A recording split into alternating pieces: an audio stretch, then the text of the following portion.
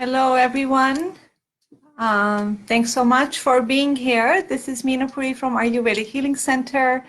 And just a friend of mine sent something to me this morning. She said, tomorrow is August 8th.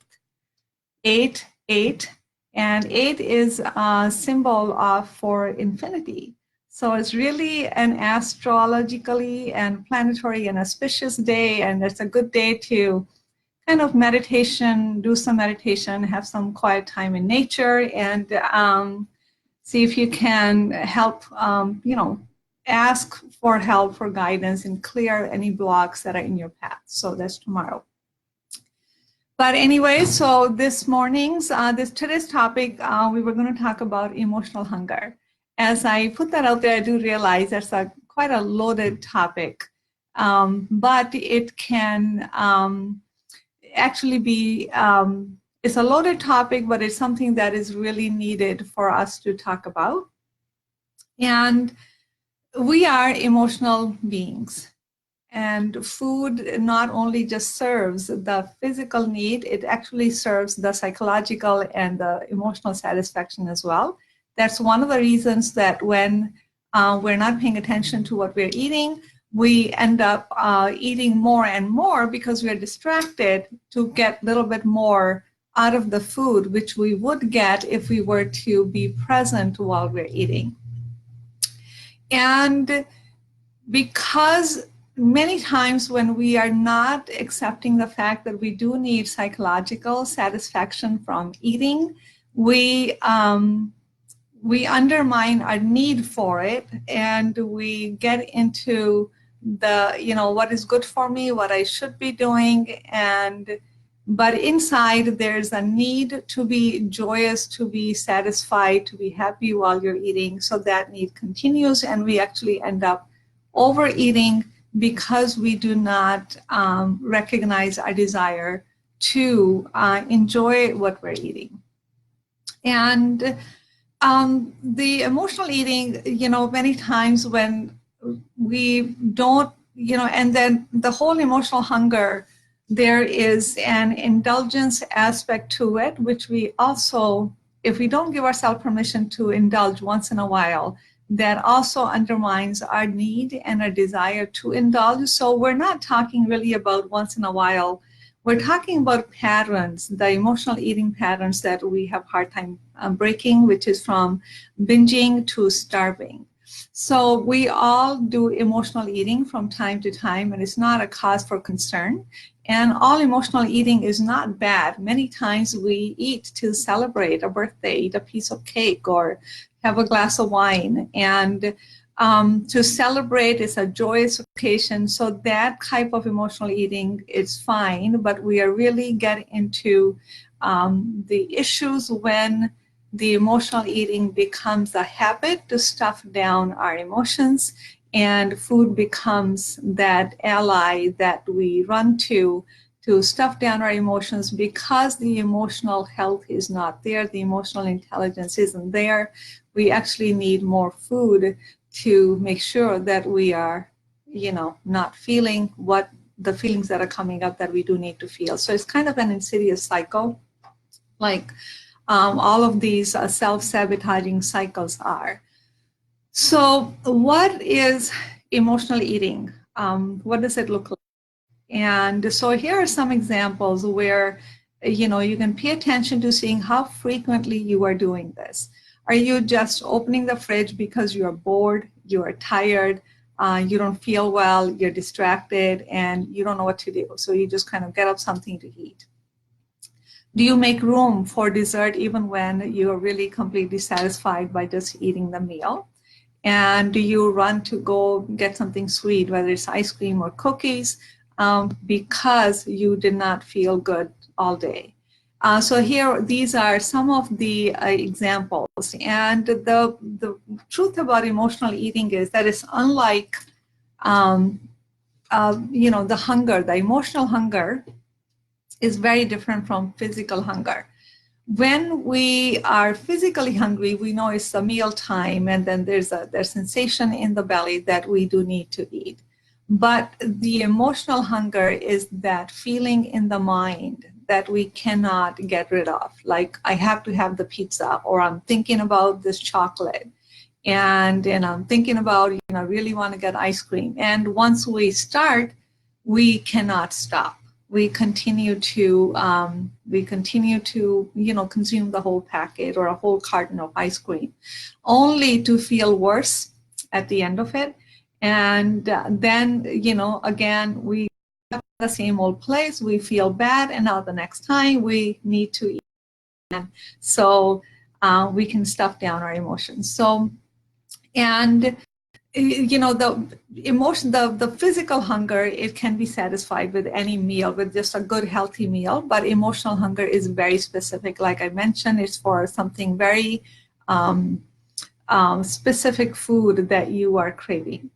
So paying attention to that. And one of the things, and I'm just going to kind of open my book here. All of this, by the way, is in my book, is Healing Your Relationship with Food, the Ayurveda Answer. It's available on Amazon. But so it's a very loaded topic. There's a lot that we can take away from it. And another thing about food and emotional eating is that we reward ourselves with food or be punished. Like I mentioned, there's, binging or starving.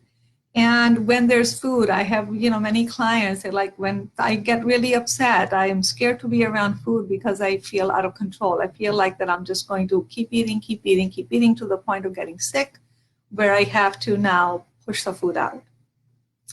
And there's also, when there's emotional hunger, we're constantly thinking about food. There's an overthinking about food. Even when you've had the meal, you're satisfied, but the food thought is still going on in your head.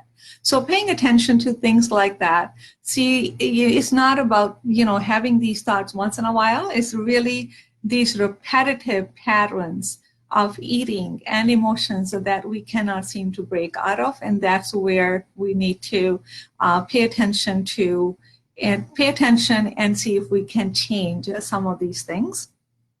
And so what if you are doing, if there is any one of these categories that fits in with you, then what are some of the things that we can do? So of course, the number one thing to do is to become really aware. How do we become aware? We don't become aware just because we want to become aware. We become aware because we consciously are going to pay attention. Here's one thing that you can do.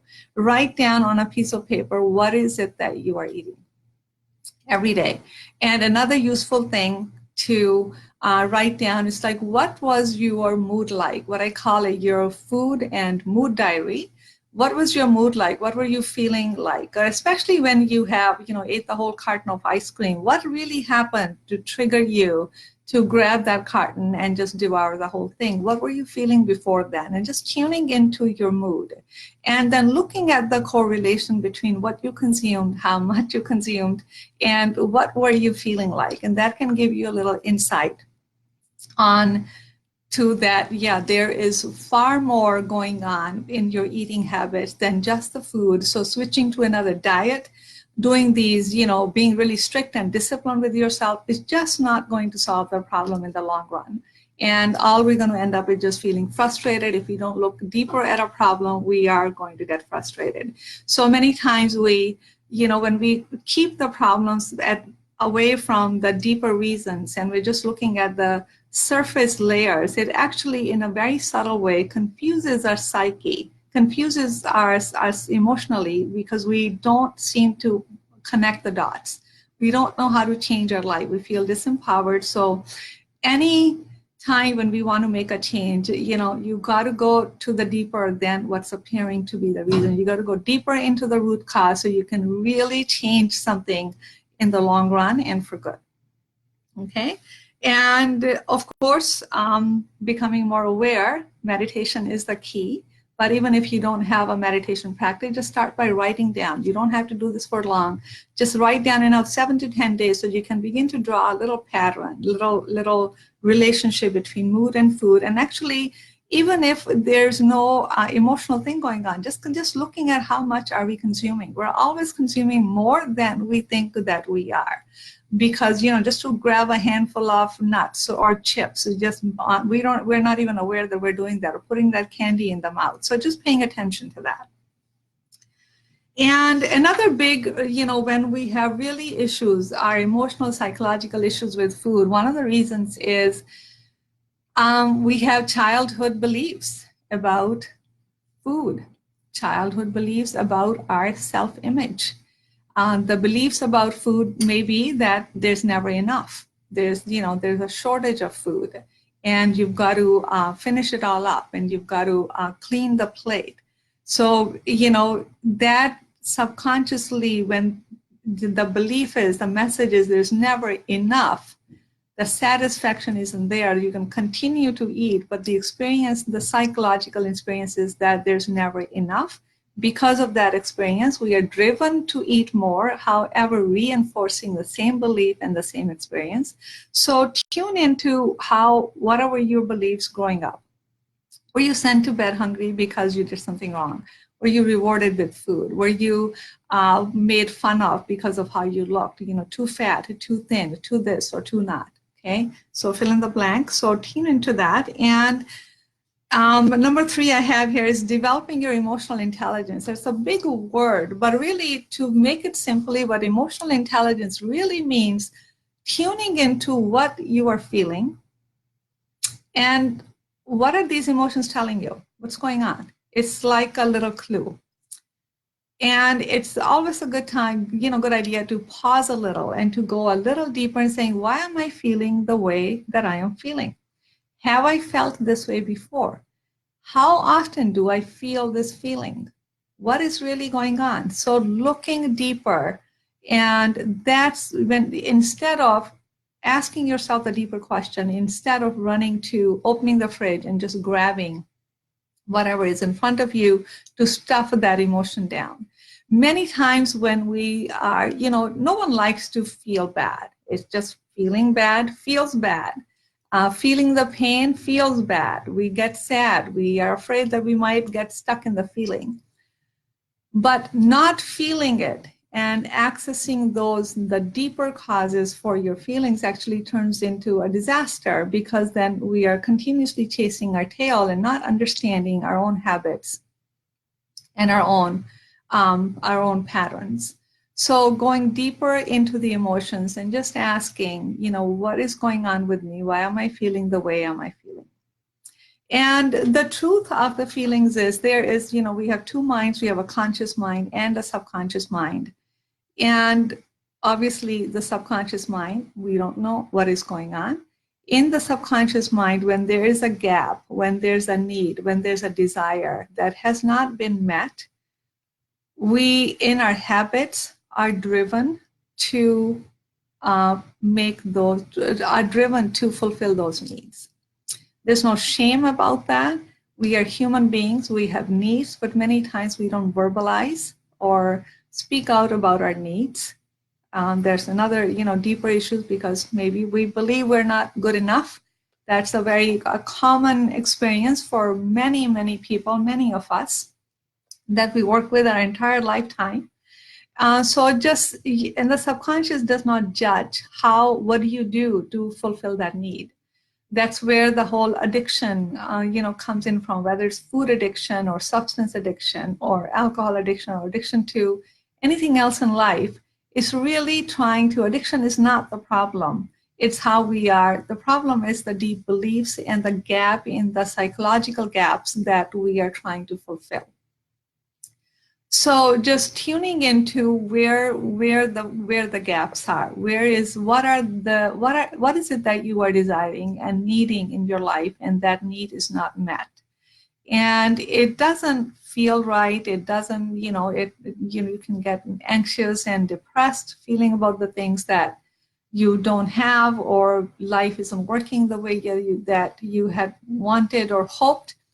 But not looking at that stuff is not going to make them go away, make the desires go away. Actually looking at them, having the courage to look at that stuff, and knowing that, the whole of life is really a process. We learn one thing, we get to the next level, and then, we have the aha moment, and then there's more to learn. So engage, put yourself in the process of life, which can continue to help you grow more and more of who you are. And take time to eat. That's a really big one. We are, snacking culture, snacking and grazing culture. We are a grab and go culture. And what happens actually when we don't take time to eat? We're eating all the time. Because we don't eat just to fulfill the physical hunger. We eat. Eating is an act. It's a divine act to nourish oneself, to fuel the body properly so we can do what we came here to do. Body is our temple, right? So you want to take time to pay attention to that temple, to serve that temple. So sit down and take time to eat and put in your plate the things that you enjoy, the healthier versions of them. And sit down 5-10 minutes after the meal. Nothing is going to happen. There are no emergency in life, only the ones that we create. So you are good enough to sit down, cook food for yourself. You're good enough to sit down and enjoy the meal without any distractions that are going to take away from the enjoyment of it. A live conversation is wonderful. Anything that's too stimulating, anything that's too distracting, that's just going to make the food taste bad because you're feeling bad is not advised. So take time to eat, because when we don't do that, we are eating all the time. And pause before craving into craving, caving into cravings. So like the cravings are really, there's a deeper reason for the cravings. There's psychological needs that are being met through the cravings. And so ultimately, food cannot satisfy all of our psychological needs. That's why it doesn't work to only look to food for our psychological, emotional satisfaction. So taking a little pause, many times actually we are hungrier. We are not hungrier, we're actually fuller much before the mind tells you that you're full. It takes a couple of minutes for the mind to register that. So when we sit down and take food in the plate, and before taking seconds, take a couple of minutes, see really how you feel. It's very possible that you may not want it. It's actually, the body actually is full. It's the mind that is not satisfied. And because we love something so much and we want to continue eating it. So, and take a moment to pause if you are, craving something, say sweet. Sweet is one of the tastes that's overconsumed in our world. And how can you satisfy that craving? Can you find a piece of fruit or, dried fruit, something sweet? Can you chew your food really well to get the sweetness out of it? Instead of running for the cookie or the ice cream or whatever that may be. These things are all good, but in moderation. The problem is when we can't do it in moderation and we just, before we even know it, because we're not paying attention, we have finished the whole carton or we finished the whole bag of chips. That's why I always tell my clients, don't grab the whole chip and sit in front of TV. That's a disaster waiting to happen. All you do, if you really enjoy chips or ice cream, put it on a plate. Take a serving, put it on a plate. Go ahead and enjoy it, every morsel of it. So then you don't have to keep on eating the whole pack in the hopes of getting the enjoyment that you were looking for. And avoiding extremes. Again, these are good techniques, good steps, but the biggest one for me is if we're not looking at what's happening in the subconscious mind, what's really going on, our habits and what our beliefs are, our habits are going to just feed into the same beliefs that we have. We're going to follow a protocol for a short period of time only to get off the track again. Time after time, so many clients, I was doing really well until I, fell off the track. Why do we fall off the track? Why does that happen? Because there's something deeper going on that we have not looked at. So instead of having the habits, forcing yourself to be disciplined and doing things regimentally and then failing, it's better to understand why are your habits the way they are.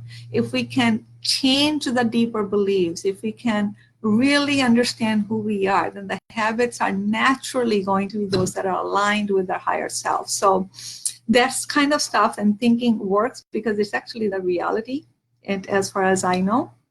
So really understanding and looking at the deeper causes of why food has become an issue, an emotional issue for you. And, assessing your lifestyle, it's not possible that if there's struggles with food, it's very possible that there are struggles in other areas of the life as well, because how we do one thing is how we do everything. Okay, we don't become different at work. We don't become different at home. The core beliefs, at the core, the person that we are, we remain the same. So looking at your sleeping habits, looking at your socializing habits, looking at the way you think, looking at the family dynamics, where else are there struggles in your life apart from just food? Because there's a common theme that's running in every aspect of your life, that's running the show. So addressing that common theme and what that is maybe the way to go, instead of isolating your life from one aspect to the next. And one of the other easiest thing to do is to move. Body is the medicine for the mind. It is much easier to just sit on the couch, binge on Netflix and binge on food, okay? It can be fun once in a while. So if that's the habit you have, then you want to create steps to see that small steps that you are not doing the same old. Perhaps putting your running shoes or walking shoes right at the door when you come home from work. Perhaps laying out your, walking pants or clothing that you can exercise in. So you just get into the clothing and you get out the door before you even have time to come home, sit down, and then it just becomes much more difficult. So moving, and moving in the morning, it doesn't have to be a big drawn out regimen for you to move. You can just simply do 15 minutes of brisk walking and then slowing down, brisk walking and slowing down. Get outside, up down the stairs, walk around circles in your kitchen, hallway, whatever the setup of your home is. So moving the body, put some music on, dance to your favorite tune, or just simple stretching the body. Everybody can, stretch the spine in 6 different directions. And just pausing in the, setting an intention in the morning as to what your day is going to look like. Even if you don't have a meditation practice, which I really recommend that you do, there's a beautiful meditation apps out there. There is no reason for no one to meditate. Even if you listen to a guided meditation for 5 minutes, it's right on your phone. Listen to it, because it just, at any level, it sets the tone for your day. That tone, that intention is going to run your, it's going to show up in your day and how the day looks for you. So anyway, so that is the, I'm going to end here. And there's a lot more in this chapter. There's a lot more in this book. There's a lot of psychological issues that I have discussed in the beginning of the book. And the second section talks about how Ayurveda can help with those deeper issues that we have in our struggles with food. There's a lot of information on, our balances and what food, it gets very technical and detailed, and what food are good to balance what. And there are recipes in the book as well. So if you don't have a copy, I encourage you to get a copy on Amazon, Healing Your Relationship with Food, the Ayurveda Answer. And if you have any questions, comments, please write below. I would love to hear from you. Please like the video, share it, and I'll see you next week. So Meenapuri Ayurvedic Healing Center, guiding you to heal your life. Have a good day.